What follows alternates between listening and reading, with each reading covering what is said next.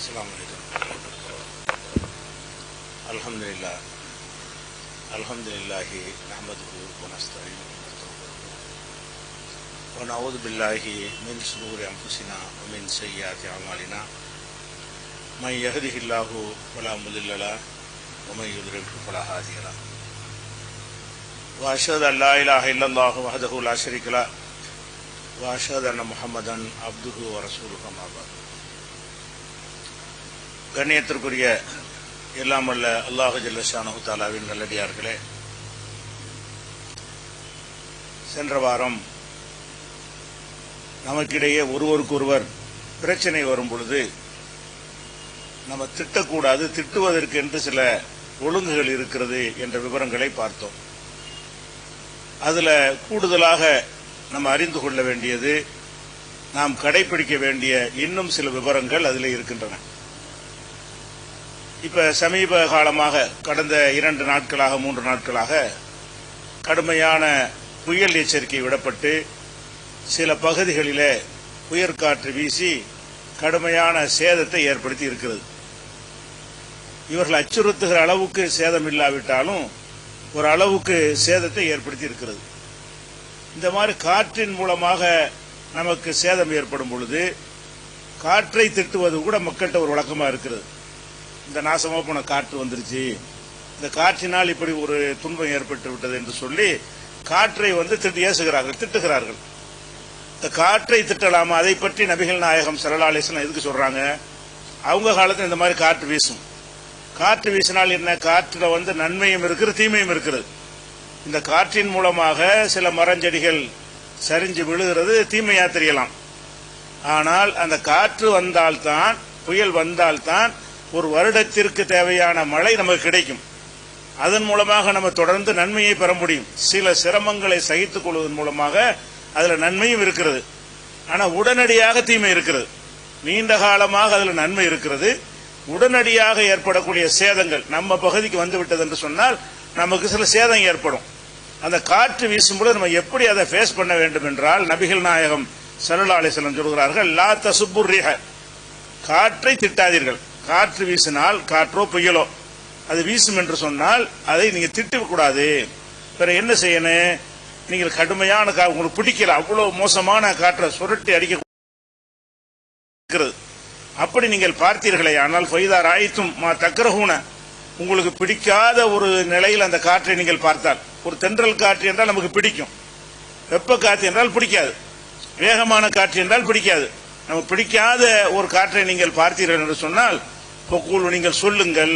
சொல்வதற்கு ஒரு பிரார்த்தனை, இந்த காற்று வீசும் பொழுது நம்ம செய்ய வேண்டிய ஒரு பிரார்த்தனை இருக்கிறது. அதை நபிகள் நாயகம் ஸல்லல்லாஹு அலைஹி வஸல்லம் சொல்லி தர்றாங்க. அது என்ன பிரார்த்தனை? அல்லாஹும் இறைவா, இன்னா நஸ்அலுக மின் கைரி ஹாதர் ரிஹி, இறைவா இந்த காற்றின் மூலம் ஏற்படக்கூடிய நன்மைகளை உன்னிடத்தில் கேட்கிறோம். காற்று முழுசும் கெட்டது கிடையாது, உலகத்தை அழிச்சு நாசமாக்கிட்டு போனாலும் சரிதான், அதுல நன்மை இருக்கிறது. அப்ப நம்ம எதை கேட்கணும்? இந்த காற்றின் மூலமாக அதுல நன்மைக்காகத்தான் இதை அனுப்புகிறாய், அதில் உள்ள நன்மைகளை உன்னிடத்தில் நாங்கள் கேட்கிறோம். திட்டுவதற்கு பதிலாக எப்படி கேட்கணும்னா, இன்னா நஸ்அலுக மின் கைரி ஹாதர் ரிஹி, இந்த காற்றினுடைய நன்மையை நாங்கள் உன்னிடத்தில் கேட்கிறோம். வ கைரி மா ஃபீஹா, அந்த காற்றுக்குள்ள அடங்கி இருக்கிற நன்மைகளையும் நாங்கள் உங்களுக்கு, இந்த காற்று கொண்டு வருகிற நன்மை, காற்றுக்குள்ள அடங்கி இருக்கிற நன்மை, இந்த ரெண்டையுமே நாங்கள் கேட்கிறோம்.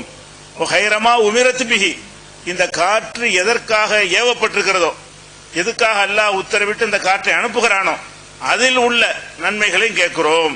இப்படி சொல்ல வேண்டும். நவூதிபிக்க, ஆனா காற்றுல கெட்டது இருக்குதானே செய்யுது. நம்ம வீட்டை சரிச்சு விட்டுருச்சுன்னா கெட்டது, நம்ம தோட்டங்களை நாசமாக்கிட்டா கெட்டது. அது வராம அல்லாட்ட என்ன செய்யணும்? பாதுகாப்பு தரணும். நல்லதா கொடுத்துரு, காற்று அடிக்கட்டேன், அதோட நன்மைகளை நான் உன்கிட்ட கேட்கிறேன். நவூதிபிக்க மின் ஷர்ரி ஹாதர் ரிஹி, இந்த காற்றினுடைய தீங்கில் இருந்து நான் உன்னிடத்துல பாதுகாப்பு தருகிறேன். இந்த காற்றுக்குள்ள அடங்கி இருக்கிற தீங்கை விட்டு பாதுகாப்பு தருகிறேன். இந்த காற்று எந்த தீங்கை அழிப்பதற்கு வந்திருக்கிறதோ அந்த தீங்கிலிருந்து என்னை காப்பாற்றி விடு என்று நம்ம என்ன செய்யணும்? பாதுகாப்பும் தேட வேண்டும், அதில் உள்ள நல்லதையும் கேட்க வேண்டும். திட்டக்கூடாது, எவ்வளவு பெரிய காற்று வந்தாலும் திட்டக்கூடாது. இது ரசூல் ஸல்லல்லாஹு அலைஹி வஸல்லம் சொன்ன இந்த செய்தி திருமதியில் வருகிறது. இது காற்றுக்கு மட்டும் கிடையாது. காற்றை ரசூல் ஸல்லல்லாஹு அலைஹி வஸல்லம் சொன்னாலே காற்றை ஏன் திட்டக்கூடாதுன்னாங்க? காற்று அதுவாவா வருது? காற்றை இயக்குறோம் அல்லாஹ். நீங்க காற்றை வந்து திட்டினீங்கன்னா அல்லாஹ்வை திட்டுற மாதிரி ஆயிடுது. அல்லாஹ் ஒரு நன்மைக்காக நீ நமக்கு தருகிறான் என்று சொன்னால், அது போலதான் எந்த புயல் வெள்ளம் வருகிறது, சுனாமி வருகிறது, இதெல்லாம் நமக்கு பெரிய பாதிப்பு ஏற்படுத்தும். அதை கூட திட்டக்கூடாது. அதுவா வரல, சுனாமியா திட்டம் போட்டு உங்களை அழிக்கிறதுக்கு வருதா? சுனாமின்னு ஒன்று இருக்குதா, ஒரு பொருளாக இருக்குது? இல்ல. அல்லாஹ் வந்து எப்ப எதை அனுப்ப நாடுகிறானோ அப்ப அது வருகிறது. அப்ப நம்ம அல்லாஹ்வை நோக்கி நம்முடைய அது பிரார்த்தனையா மாத்திக்கிறோம். அதுல வரக்கூடிய அந்த பாதிப்புகளை உணரும் பொழுது காத்தோட சண்டை போடாம, புயலோட சண்டை போடாம, மழையோட சண்டை போடாம அல்லாஹ்விடத்துல கோரிக்கை ஆக்கிடணும். இறைவா, இந்த மாதிரி சுனாமி வந்திருக்கிறது, இதுல எங்களுக்கு பாதிப்பு இல்லாம நீ காப்பாத்து, இதில் உள்ள தீங்குகளை ஏற்படாம காப்பாத்திரு, கடுமையான மழையா இருக்கு விடாது கொட்டுகிறது, இந்த மழையிலிருந்து எங்களை நெஞ்சு காப்பாத்தி விடு. இப்படிதான் நம்ம கேட்கணும். எந்த அளவுக்கு என்று சொன்னால், நபிகள் நாயகம் ஸல்லல்லாஹு அலைஹி வஸல்லம் அவர்கள் இது மாதிரி ஒரு ஜும்மா உரை நிகழ்த்தி கொண்டிருக்கிறார்கள். ஒருத்தர் வர்றார், அக்கம் பக்கத்தில் உள்ள ஒருத்தர் வர்றார்.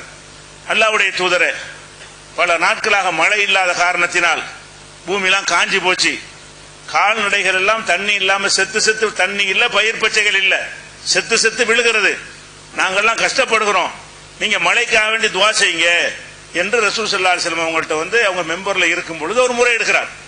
அப்ப நபிகள் நாயகம் ஸல்லல்லாஹு அலைஹி வஸல்லம் அவர்கள் அந்த மழைக்காக வேண்டி இந்த மக்கள் கஷ்டப்படக்கூடாது என்பதற்காக வேண்டி துவா செய்கிறார்கள்.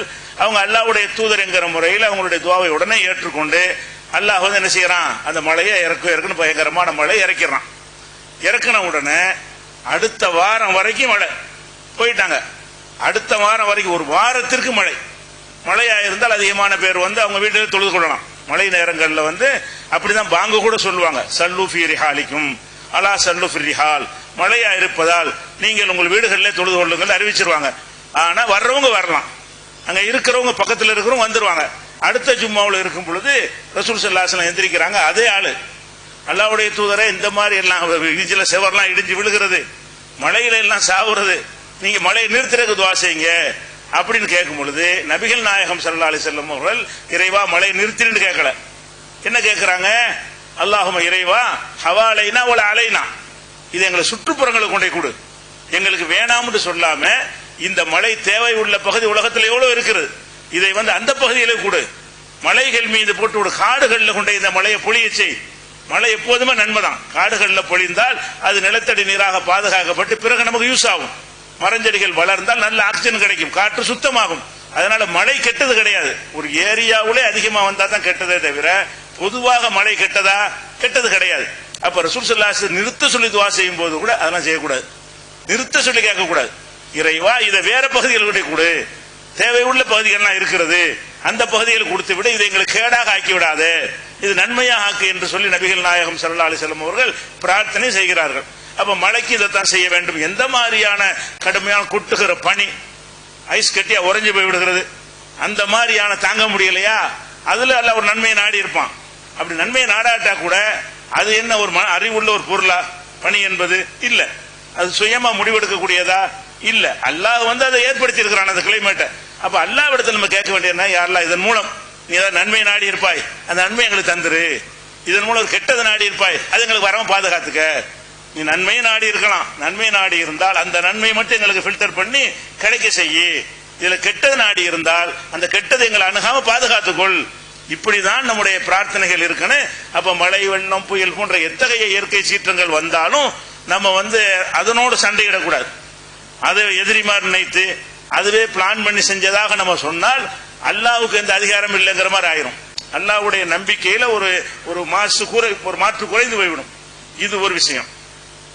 அதே மாதிரி வந்து ரசூல் ஸல்லல்லாஹு அலைஹி வஸல்லம் சொல்றாங்க, நம்ம உலக அல்லாஹ் படைச்ச பிராணி உயிரினங்கள்லயே இந்த சேவல் இருக்குல்ல, அதுக்கு ஒரு தனி சிறப்பு இருக்கிறது. என்ன சிறப்பு? அதுதான் அதிகாலையில எந்திரிக்கிறது ஒண்ணுதான். எந்திரிக்கிறது மட்டும் இல்ல, விடிஞ்சிருச்சுன்னு மெசேஜ் சொல்லக்கூடியதுதான். கோழி கூவுதுங்கிறாங்கல்ல, அந்த கோழி கூவுறது என்பது சுபுகு நேரம் ஆயிடுச்சுன்னு சொன்னா கரெக்டா என்ன செஞ்சிடறேன், நம்ம வந்து சூரியனை பார்த்து அதெல்லாம் வச்சு கம்ப்யூட்டர்ல பார்த்து வாட்சில பார்த்து கண்டுபிடிப்போம். அதுக்கு அந்த வசதியெல்லாம் ஒண்ணுமே கிடையாது. அது கரெக்டா கண்டுபிடிச்சிடும். கண்டுபிடித்து விட்டு விடிய போகுதுன்னு என்ன செய்யும், அதை வந்து ஒரு கொக்கரக்கோன்னு கூவுதுல, அந்த கூவுகிறது. அந்த கூவுகிறதுனோடனே நல்லா தூங்கிட்டு இருப்பான்ல, அப்ப சரியான கோவம் வரும். தூங்கிட்டு இருக்கிற ஒருத்தனுக்கு வந்து 4 மணிக்கு 4:30 மணிக்கு அந்த கோழி வீட்டில் வளர்த்தான்னு சொன்னா அது வந்து அதிகமா சத்தம் போட்டு கூவுனுச்சுன்னு சொன்னா அந்த தூக்கம் டிஸ்டர்ப் ஆகுதுன்னு கோவம் வந்து திட்டிப்படுவான். அப்ப ரசூல் ஸல்லல்லாஹு அலைஹி வஸல்லம் சொல்றாங்க, லா தசுப்பு தீக்க, சேவலை திட்டாதீங்க, இன்னஹு யூகிது லிஸ்ஸலாம், அது தொழுகைக்கு உங்களை எழுப்பி விடுதுல, இல்லாட்டி தூங்கிட்டே இருப்பீங்க, உங்க லைஃப் வீணா போயிடும். காலையில வெள்ளனை எழுப்பி விடுறதுக்கு அதை விட சிறந்தது என்ன இருக்கிறது? எதுக்கு அதை திட்டுறீங்க? அது உங்களை வந்து அதிகாலையில எழுப்பி தொழுகைக்காக வேண்டி எழுப்பி விடுகிறது என்று நபிகள் நாயகம் ஸல்லல்லாஹு அலைஹி வஸல்லம். அப்ப எல்லாத்திலையுமே சில விஷயங்கள் நம்ம கெட்டது இருக்கும், நமக்கு டிஸ்டர்ப் ஆகிருக்கும். இருந்தாலும் அந்த வாயில்லா சீவனை போய் திட்டுறதுல என்ன இருக்குது? அது அது அது கூவுதுன்னு சொன்னா உங்களை டிஸ்டர்ப் பண்ணணும்டா கூவுது, அப்படி எல்லாம் படைச்சு வச்சிருக்கிறான். நேரம் வந்தவன நீ கூவணும், நீ தூங்கணும், முழிக்கணும், எல்லாத்துக்கும் அந்த ப்ரோக்ராம பண்ணி வச்சுட்டான் அந்த உயிரினங்களுக்கு. அதன்படி இது இயங்குகிறது. அப்ப அந்த மாதிரியான அதை கூட திட்டுதல் என்பதுல வந்து மனிதர்களை திட்டுவதை தாண்டி இந்த மாதிரியான திட்டுதல் ஒரு இடத்துல இருக்கிறது. அப்ப எந்த ஒரு பொருளையும் இயற்கை விஷயங்களையும் ஒரு மரம் விழுந்துருச்சா நாசமா போன மரம்னு திட்டக்கூடாது. அது மரம் வந்து அதுவாக விழுந்துச்சு, பிளான் பண்ணியா விழுந்துச்சு, உங்க மேல உழுவணும்டா விழுந்துச்சு, உங்க பில்டிங்கை சரிக்கணும் என்றா விழுந்துச்சு, அதனுடைய பிடிமானம் கம்மியா போனா விழுந்து போச்சு, அவ்வளவுதான். அப்ப அல்லாஹ் அதை ஏற்படுத்தி இருக்கிறான். அப்ப இயற்கையாக எது நடந்தாலும் ஒரு வாகனத்தில் விபத்தாகி போச்சு, அதுக்கு வாகனத்தை திட்டணும். ஆக்சிடென்ட் ஆயிடுச்சுன்னு சொன்னா நம்ம ஓட்டிட்டு போறதுல பிரச்சனையா இருக்கு, அல்ல வண்டியில நம்ம சரியா பராமரிக்காதனால வர்றதா இருக்கும், அதுல உள்ள ஏதோ பிரேக் கட்டா இருக்கும், அல்ல ஏதோ ஒரு விஷயமா இருக்கு, அல்லது குடிச்சிட்டு ஒருத்தன் வர்றதுனால கூட ஏற்படும். எத்தனையோ காரணங்கள் இருக்கும் என்று சொன்னால் மனிதன் சம்பந்தப்பட்ட காரணமா இருந்தா அந்த மனுஷன் போய் ஏண்டான்னு கேட்கலாம். இது உங்களுடைய வாகனம் அதுல மரத்துல போய் மோதிட்டவுன மரத்தை திட்டுறது, இல்லாட்டி வாகனத்தை திட்டுறது, நீ ஏன் மோதன? மோதாம கொண்டு போலாமா இல்லையா? அப்படியே உன்னை அறியாமல் போய்விட்டது என்று சொன்னால் உன்னுடைய அறியாமை நீ திட்டிக்கிறணுமே தவிர அதுக்கு எதுக்காக வேண்டி மரத்தை திட்டணும்? எல்லாத்தையும் திட்டுறோம். வாழ்க்கையில வந்து எதையெல்லாம் நமக்கு நம்மளா ஒரு கேடை வந்து சுமந்து கொள்கிறோமோ அதை வந்து நம்ம ஒத்துக்கிறாம அதன் தலையில் கொண்டை போட்டு அதை போய் திட்டக்கூடிய ஒரு தன்மை இருக்கிறது. இது அனைத்துக்குமான அறிவுரை. இந்த சேவலை திட்டக்கூடாது, காற்றை திட்டக்கூடாது, காலத்தை திட்டக்கூடாது சென்ற வாரம் கூட சொன்னோம்ல. இதுகள் எல்லாம் ஒட்டுமொத்த அறிவுரை என்னன்னு சொன்னா, எந்த ஒரு பொருளுமே நம்மளை பிளான் பண்ணி ஏதாவது செய்ய, மாடு முட்டினா கூட மாடு திட்டுறீங்க, அது அப்படித்தானே படைக்கப்பட்டிருக்கிறது. நீங்க திட்டினா அது விளங்குமா? அதுக்கு திட்டுவது எதுக்காக வேண்டி? நமக்கு அநியாயம் செஞ்சவனுக்கு கண்டிக்கிறதுக்காக வேண்டி, புரிய வைக்கிறதுக்காக வேண்டி. ஏன்டா இந்த மாதிரி என்னை அடிச்சேன்னு கேட்டா நம்மளுடைய கோவத்தை அவன் புரிஞ்சு கொள்வான். மாடை திட்டினா அதுக்கு என்ன விளங்கு? அறிவு கட்ட மாடன்னு அந்த அந்த லாங்குவேஜ் அது புரியுமா? அதுக்கு அது புரிந்து இனிமேல் தெரிஞ்சு கொள்ளுமா? அது அதனுடைய சுபாவத்தின்படி நடக்கிறது. அது கல்லும் மண்ணும் மாதிரி தான். இந்த விஷயங்கள்ல மரஞ்செடி மாதிரி உள்ளதான். உயிர் இருந்தா கூட பகுத்து உணரக்கூடிய அறிவு கிடையாது. அப்ப மாடு முட்டினா திட்டுவது, பூனை குறுக்க போனா திட்டுவது, எது எடுத்தாலும் அந்த மனிதன் என்ன செய்யறான்னு கேட்டா அந்த தான் செய்கிற தவறுகளுக்காகவும் அது திட்டுறான். அவைகளே சில தவறுகளை செஞ்சாலும் அதுக்காக திட்டக்கூடாது. அது பேசாம லைட்டா எடுத்துட்டு போயிடணும். அது திட்டுறதுனால உங்களுக்கு எந்த ஒரு நன்மையும் கிடையாது. இது ஒரு திட்டுற விஷயத்துல ஒரு விஷயம். அடுத்ததாக நம்ம சமூக அமைப்புல எப்படி இருக்குன்னு கேட்டா, பிள்ளைகள் வந்து பெற்றோரை திட்டுகிறார்கள். சர்வசாதாரணமாக அம்மாவை திட்டுறான். இந்த வயசான காலத்துல அவங்க இவன் தயவுல அவங்க வாழ்ற வரைக்கும் என்ன செய்வான்? ஒழுங்கா இருப்பான். பாப்பா தயவுல அம்மா தயவுல தான் குடும்பம் ஓடும் என்று சொல்லும் பொழுது அவங்கள நல்லா மதிக்கிறான். ஒரு வயசாகி போயிடும், இவர் கால் முளைச்சி விடும், ரெக்க முளைச்சிடும், இவர் சொந்த தொழில் பண்ணுவாரு, இவர் வருமானத்தை வச்சுதான் அவங்க வாழ வேண்டிய நிலைமை. அவங்க தனியாக அவர் வீடு பிடிச்சி போக முடியாது, இவங்க கொடுக்குற சாப்பாட்டை தான் சாப்பிட வேண்டி வரும். அந்த மாதிரி வரும்போது என்ன செய்யறான்னு கேட்டா அந்த பெற்றோரை வந்து ஒரு எக்ஸ்ட்ரா லக்கேஜ் சுமையாக கருதுகிறான். பெற்றோர் என்ன செய்யறான்? அது ஒரு சுமை, எதுக்கு தேவையில்லாம இவங்களை சுமக்கணும். இவன் இந்த மாதிரி கிடக்கும் போது அவங்க சுமந்தாங்க. மலைஜலம் கழித்து கொண்டு படுக்கையில மலைஜலம் கழிச்சியா இல்லையா நீ குழந்தையா இருக்கும்போது? அது அவங்க தானே சுமந்தாங்க. அறுவர் படைஞ்சாங்களா? அவங்க கையை வச்சு தானே கழுவுனாங்க. உனக்கு எத்தனை பேர் குளிக்க வச்சாங்க? என்ன மாதிரியான சேட்டைகள்? அவங்க மேலே நீ சிறுநீர் கழிச்சிருவ, அதுக்காக கோவப்பட்டாங்களா? அவங்க ட்ரெஸ் புதுசா வாங்கின ட்ரெஸ் மேல சிறுநீர் கழிச்சு விட்டுருவான், மலம் கழிச்சு விட்டுருவான். அதையும் சிரித்து கொண்டே என்ன செய்வாங்க? அந்த பெற்றோர் வந்து அவ்வளவுக்கு உனக்கு செஞ்சிருக்கிறார்கள். அவங்க வயசான காலத்துல இயன்ற வரைக்கும் செய்தார்கள். இயலவில்லை என்கிற நிலையில் என்ன செய்யறாங்கன்னா அவங்க கண்ட்ரோல் இழந்து போய் படுக்கையில சிறுநீர் போயிடும். போகணும்னு யாரும் போறதில்லை. அவங்க என்ன ஆயிடுறாங்க? குழந்தை நிலைக்கு மாறிடுறாங்க. நம்ம போக போக ஆரம்பத்தில் குழந்தையா இருக்கும்போது எப்படி இருந்தாலும் அந்த மாதிரி ஆயிருதா இல்லையா? குழந்தையா இருக்கும்போது நிக்க முடியாது, தவழ்ந்து தான் போவான். இவங்களும் தவழ்ற அளவுக்கு வந்துடுறாங்க. குழந்தையா இருக்கும்போது பல்லுலாம் இருக்காது, இவங்களுக்கு பல்லு இல்லாமல் போய்விடுகிறது. எல்லாம் உணவை சுவைத்து கூட சாப்பிட முடியாது. இப்படி எல்லாமே பலவீனமாகும் பொழுது அந்த குழந்தைகள் எப்படி யூரின் வந்தா சொல்லி அதுக்கு ஒரு இடத்துக்கு போய் யூரின் போகணும்னு அந்த குழந்தைகளுக்கு புரியாதோ அந்த நிலைக்கு நம்முடைய பெற்றோர் வருவாங்களா வரமாட்டாங்களா? வேணும்டா செய்வாங்க. இது நம்ம வீட்டில் உள்ள நாசமாக்கணும், நம்ம பெற்றெல்லாம் சிறுநீர் கழித்து அசிங்கப்படுத்தணும், அப்படி செய்வாங்களா? அந்த நிலை அவருக்கு இல்லை. அந்த நிலை அவருக்கு இல்லைங்கும் போது சில மூளையில் ஏதாவது பிரச்சனை வந்தா கூட நடுத்தர வயசுல உள்ளவங்க கூட சின்னதா ஒரு அடப்பு வந்துருச்சுன்னு சொன்னா அந்த கண்ட்ரோல் பண்ணக்கூடிய செக்ஷன் போயிடும். சிறுநீர் போகணும்னா நம்ம கண்ட்ரோல் பண்ணி நிப்பாட்டி வச்சிருக்கிறோம். போட்டுலாம் பூட்டுறது இல்ல, நம்ம நினைச்சா போவோம், நினைச்சா நிப்பாட்டிக்கிறோம். அந்த கண்ட்ரோல் நம்ம எல்லாத்தையும் இருக்கிறது, மூளையில் அந்த புரோகிராம் இருக்கிறது. அந்த நரம்புல ஏதாவது சின்னதா ஒரு அடப்பு ஏற்பட்டுருச்சுன்னு சொன்னா அங்கிருந்து கமாண்ட் வராது. அப்ப நிறைஞ்சோன்னு தன்னால வலிஞ்சிரும். யூரினுடைய பை நிறைஞ்சிருச்சுன்னு சொன்னா நிறைஞ்சாலும் நம்ம கட்டுப்படுத்திட்டு இருப்போம். ஏன்? அந்த செக்ஷன் அல்ல மூலையில வச்சிருக்கிறான். இப்ப போக கூடாது, சரியான இடம் இல்ல, பாத்ரூம் போய்க்கிருவோம், இப்ப போனா வேட்டையில வேணா போயிடும், அப்படி விளங்குறோம். அந்த விளங்குற விஷயம் எது வரைக்கும் வேலை செய்யும்னா அந்த மூளை சரியா இருக்குதான் வேலை செய்யும். அந்த மூளையில நரம்புல ஏதாவது பாதிப்பு வந்துருச்சுன்னு சொன்னா 25 வயசுக்காரனுக்கு அப்படி ஏற்பட்டாலும் கூட என்னவாயிரும், அவனுக்கு கண்ட்ரோல் பண்ண இயலாது. அது நிறைஞ்சா சும்மா பை நிறைஞ்ச என்ன செய்யும், அதுவா வந்துடும்ல. அந்த நிலைமைக்கு ஆளாயிரம் மனுஷன். அப்ப இதெல்லாம் கூட விளங்காம பெற்ற தாய் தாப்பன சனியன்னு திட்டுறான், தொலைஞ்சு போன்னு சொல்றான். திண்டு தொலை சாப்பாடை கொண்டு வைக்கும் பொழுது தந்தை எப்படி நமக்கு ஊட்டி விட்டாரு, பக்கத்துல உட்கார்ந்து அன்பு அந்த மாதிரி கவனிக்கிறாங்களா? இல்ல. அது என்னமோ ஒரு சுமையா ஒரு வேண்டாத விருந்தாளியை போல எதிரியை போலும் கருதி இப்படி எல்லாம் அசிங்கமான வார்த்தைகள்ல அவங்கள ஒண்ணு செய்யறது, என்னைக்கு போய் தொலைய போற என்றெல்லாம் கேட்கிறார்கள். சில ஊர்களில் சில பகுதிகளில் பெற்றோரை வெளியில கொட்டுறாங்க. நமக்கே இந்த குளிர்லாம் தாங்காது, வீட்டில் நாத்து அடிக்குது, அவர் சிறுநீர் போறாரு நாத்து அடிக்குதுன்னு சொன்னா அதற்காக என்ன செய்கிறாங்கன்னா வீட்டுக்குள்ள இவங்க இருந்துகிட்டு வாசல் வராந்தாவில் ஒரு படுக்கையை போட்டு அங்கே கடை என்று போட்டு வைக்கிற காட்சியெல்லாம் பார்க்கிறோம். இதெல்லாம் ஒரு பெரிய கொடுமை. இது மருமகள் வந்த பிறகு இந்த மனைவியின் சொல்ல கேட்டு செய்யறவர்கள் இருக்கிறார்கள். மனைவியை சொன்னா கூட உனக்கு புத்தி இல்லையா? மனைவி சொன்னா கூட அல்லாஹ் உனக்கு என்ன கட்டளை இட்டு இருக்கிறான்? ரசூல் ஸல்லல்லாஹு அலைஹி வஸல்லம் சொல்றாங்க, மல்ஊனுன் மன் சப்ப அபாஹு மல்ஊனுன் மன் சப்ப உம்மஹு. யார் தன்னுடைய தந்தையை சபிக்கிறானோ திட்டுகிறானோ அவன் அல்லாஹ்வுடைய சாபத்துக்கு உண்டானவன். அல்லாஹ்வுடைய சாபத்துக்கு பயப்படணுமா இல்லையா? இது சும்மா அல்லாஹ் எப்படி எடுத்துக்கிறான்? இதை நீங்க அல்லாஹ்வுக்கு பயந்து தொழுவுறீங்க, எதுக்காக வேண்டி? அல்லாஹ்வுடைய தண்டனைக்கு பயந்தானே தொழுவுறீங்க.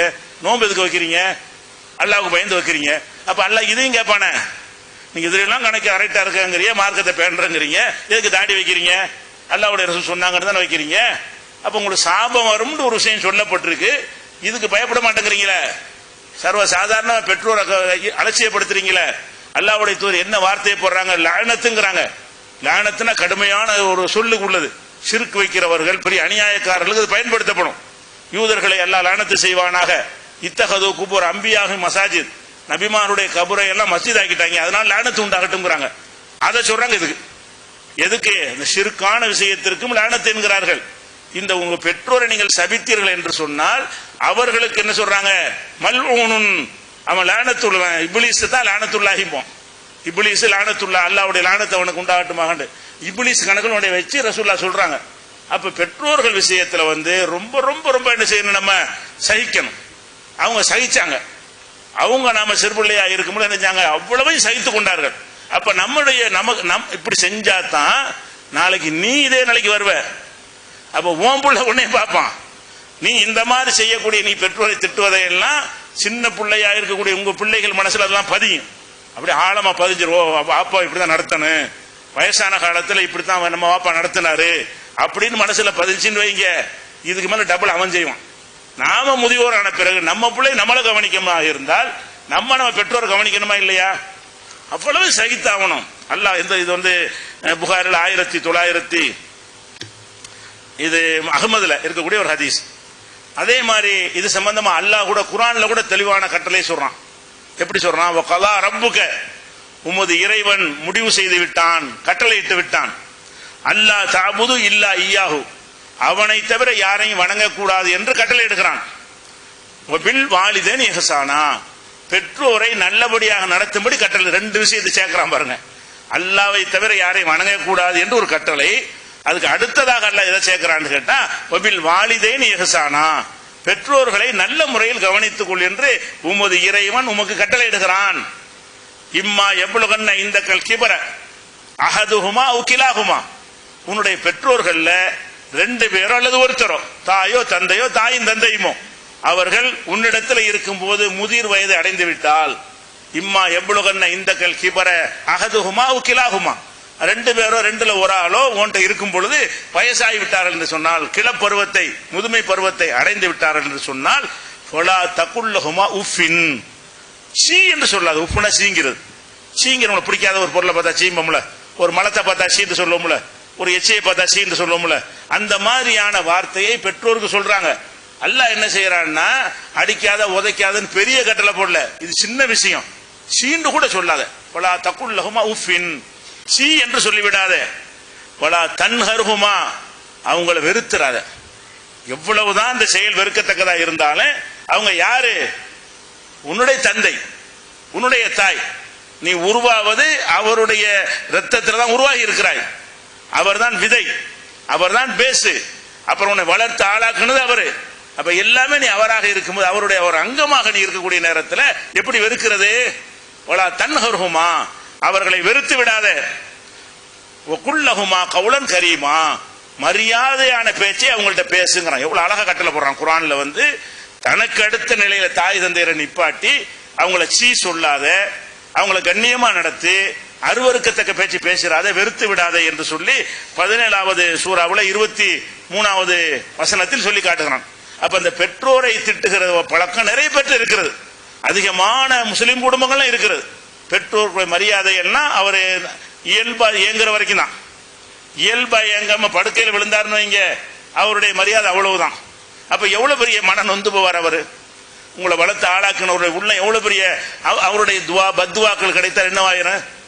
ரசூல் ஸல்லல்லாஹு அலைஹி சொல்றாங்க, மெம்பர்ல ஏறும்போது ஆமீன்ங்கிறாங்க. எதுக்கு ஆமீன் சொன்னீங்கன்னு கேட்கும் பொழுது, ஒரு துவா செஞ்சார் ஜிப்ரீல், அதுக்கு தான் ஆமீன் சொன்னேங்கிற. 3 துவா, நம்ம ஒரு துவா மட்டும் எடுத்துக்கிறோம். யாருக்கு தாய் தந்தையர் உயிரோட இருந்து அது அவர்களுக்கு பணிவிடை செய்து ஒருத்தன் சொர்க்கம் போகவில்லையோ அவன் நாசமா போகட்டும் சொன்னார்கள், ஆமீன் சொன்னேன்.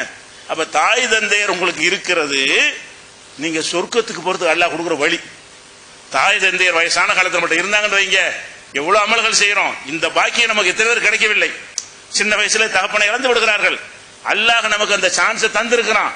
இவங்களுக்கு சேவை செய்தால் சொர்க்கம் கிடைக்கும். தாய் தந்தையரை கவனித்துக் கொண்டால் சொர்க்கம் கிடைக்கும். அதையும் செய்யாம போனான்னு சொன்னா அவன் நாசமா போகட்டும்ங்கிறாங்க. ஜிப்ரீல் துவா செய்யறாங்க, அல்லாஹ்வுடைய ரசூல் ஆமீன் சொல்றாங்க. அப்ப அவ்வளவு பெரிய பெற்றோரை கவனித்தல் என்பது அவ்வளவு பெரிய முக்கியமான ஒரு கடமை என்பதை கவனத்தில் வைத்துக் கொள்ள வேண்டும். இது ஒரு விஷயம். அதே மாதிரி ரசூலுல்லாஹ் சொல்றாங்க, லானல்லாஹு மன் சப்ப வாலிதைஹி, தன் பெற்றோரை சபிக்கிறவனை அல்லாஹ்வும் சபிக்கிறான் என்றும் சொல்லி இருக்கிறார்கள். அப்ப இது ஒரு இந்த திட்டுற விஷயத்துல இதை பெற்றோரை திட்டுறது, பிள்ளைகளையும் திட்டுவாங்க. தாய்மார்கள்லாம் என்ன செய்வாங்க, பிள்ளைகளை ரொம்ப ரொம்ப மோசமான வார்த்தைகள்லாம் திட்டுவாங்க. அதை ஒரு முந்தைய சொல்லிட்டோம். அந்த மாதிரி திட்டுவதையும் தவிர்த்துக் கொள்ள வேண்டும். அடுத்ததாக நம்ம திட்டுவதில் கவனிக்கிற விஷயம் என்னவென்றால், இறந்து போன யாரையும் திட்டக்கூடாது. ஒருத்தர் உசுரோட இருக்கிற வரைக்கும் தான் நம்ம திட்டவருக்கு விளங்கும். அவர் ரிப்ளை பண்ணுவாரு, அந்த திட்டுக்கு தகுந்த மாதிரி தன்னை மாற்றிக் கொள்வாரு, ஏதாவது ஒரு எதிர்பார்க்கலாம். இறந்து போன ஆளை திட்டத்தில் என்ன உங்களுக்கு என்ன கிடைக்குது? அதனால ரொம்ப கெட்டவராக இருந்துட்டு போறாரு. அவர் யாராவது இருந்துட்டு போறாரு? அல்லாஹ்வுடைய தூதர் சொல்றாங்க, லா தசுப்புல் அம்வாத், மௌத்தா போன ஆள்களை திட்டி விடாதீர்கள். ஃபைன்னஹும் கத் அஃபலு இலாமா கத்தமு, அவர்கள் எதை முற்படுத்தினார்களோ செய்தார்களோ அதன் விளைவை அனுபவிக்க போய்விட்டார்கள். அவங்க தப்பே செஞ்சிருந்தாலும் அதான் போய் சேர்ந்துட்டாங்க, அங்க கொடுத்துருவான. நீ எது கொடுத்துட்ட? அவர் நல்லதை செஞ்சிருந்தார்களே ஆனால் அதன் பரிசை அடைய போய் சென்றடைந்து விட்டார்கள். கெட்டதை செஞ்சிருந்தார்களே ஆனால் அதன் தண்டனையை அடைவதற்கு போய்விட்டார்கள்.